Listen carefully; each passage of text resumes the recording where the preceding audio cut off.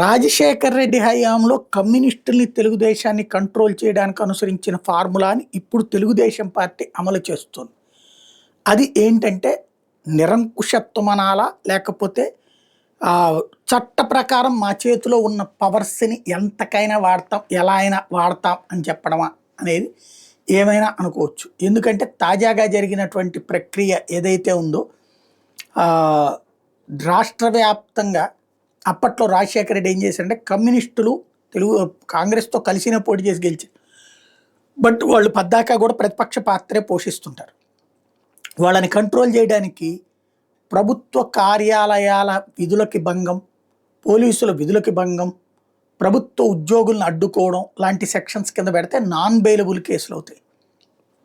అలా కమ్యూనిస్టులని వరుసగా అరెస్ట్ చేసి రోజు కోర్టుల చుట్టూ తిరిగే పరిస్థితి తెచ్చి కమ్యూనిస్టుల ఉద్యమాన్ని అణచివేశారు. అప్పుడు తెలుగుదేశం వాళ్ళు అయితే ఆందోళనలు చేసే ధైర్యం చాలక తమ పార్టీ కార్యాలయంలో ధర్నాలు చేసుకుని నిరసన వ్యక్తం చేసినటువంటి రోజులు, అంతగా భయపెట్టినటువంటి.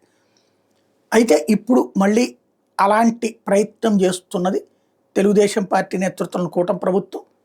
ప్రజాస్వామ్యాన్ని గురించి గతంలో నీట్గా చెప్పినటువంటి Janasena, Telugu Desam party, YCP నిలదీసినటువంటి Telugu Desam party, Janasena ఇవాళ రోజున తాము అధికారంలోకి వచ్చాక అదే పాత్ర పోషిస్తున్నాయి.